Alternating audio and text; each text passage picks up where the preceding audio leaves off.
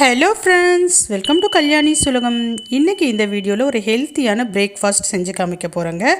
புட்டும் பச்சை பயிரும் செஞ்சு காமிக்க போகிறேன். வாங்க செய்யலாம். இதுக்கு முதல்ல புட்டு மாவு எடுத்துக்கலாங்க. இடியாப்ப மாவு, பச்சரிசி மாவுன்னு எப்படி வேணாலும் சொல்லிக்கலாம். பச்சரிசி மாவு தாங்க எடுத்துக்கிறோம். இதில் பார்த்திங்கன்னா கொஞ்சமாக உப்பு சேர்த்துக்கலாம். இது கூடவே சுடு தண்ணி நல்லா பார்த்திங்கன்னா ஒரு மிதமான ஒரு சுடு தண்ணியை தெளித்து மாவு ரெடி பண்ணிக்கலாங்க. மாவு பார்த்திங்கன்னா நல்ல ஒரு ஈரப்பதமாக இருக்கணும். அதே டைமில் நம்ம பிடிச்சி உதிரியாக கொட்டுறப்ப நல்லா உதிரியாக பூ போல் இருக்கணும். அந்த மாதிரி பார்த்திங்கன்னா நம்ம தண்ணி தெளித்து ரெடி பண்ணிக்கலாம். இப்போ மாவு ரெடி ஆகிடுச்சு. நம்ம ஸ்டவ் ஆன் பண்ணி இட்லி பானை வச்சு அதில் தண்ணி ஊற்றிக்கலாங்க. தண்ணி நல்லா சூடானதுக்கப்புறமேட்டு இட்லி தட்டு போட்டு அது மேலே ஒரு ஒயிட் கிளாத் போட்டுக்கலாம். இப்போ நம்ம மாவு ரெடி பண்ணி வச்சுருக்கோம் இல்லைங்களா, இந்த மாவை அந்த இட்லி தட்டில் கொட்டிக்கலாங்க. இப்படி கொட்டின பிறகு இதுக்கு மேலேயே நல்லா தேங்காவை அரை முடி தேங்காய் நான் துருவி வச்சுருக்கேன். தேங்காவையும் மேலே நல்லா தூவி விட்டுக்குங்க. இது கூடவே கொஞ்சமாக ஏலக்காய் தூளையும் சேர்த்துக்கலாம். இப்போ இது எல்லாமே சேர்த்தாச்சுங்க. இப்போ நம்ம அந்த துணியை ஃபுல்லாக மாவை கவர் பண்ணிடலாம்.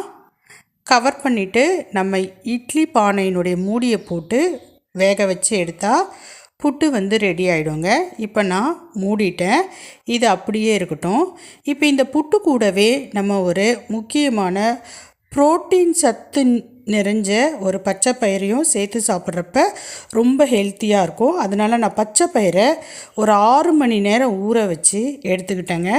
கையில் நம்ம நசுக்கி பார்த்தோன்னா நல்லா நசுங்கணும். அந்த மாதிரி பச்சை பயிரை எடுத்து அதில் லைட்டாக உப்பு போட்டு குக்கரில் போட்டு வேக வச்சு எடுத்துக்கலாம்.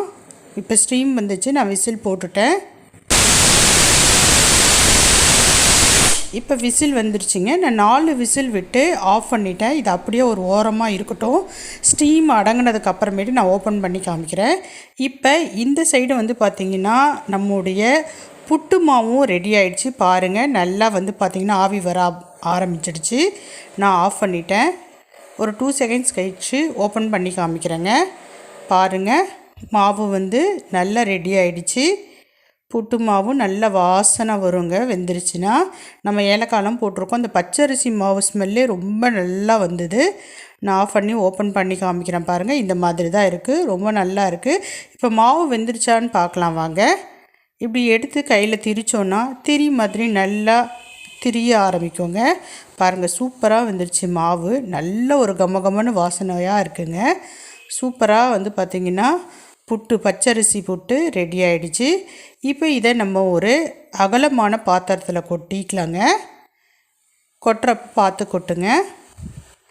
இப்போ பாருங்கள், நல்லா வெந்துருச்சுன்னா ஒரு மாதிரி பார்க்குறதுக்கு கட்டி கட்டியாக இருக்கும்.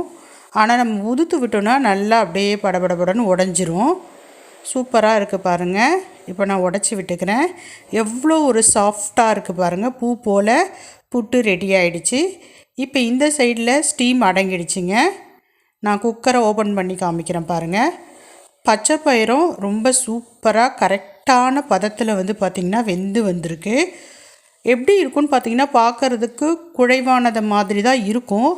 ஆனால் நம்ம எடுத்தோன்னா ரொம்ப சாஃப்டாக உதிரியாக வரணும். அந்த மாதிரி நீங்கள் வேக வச்சு எடுத்துக்குங்க.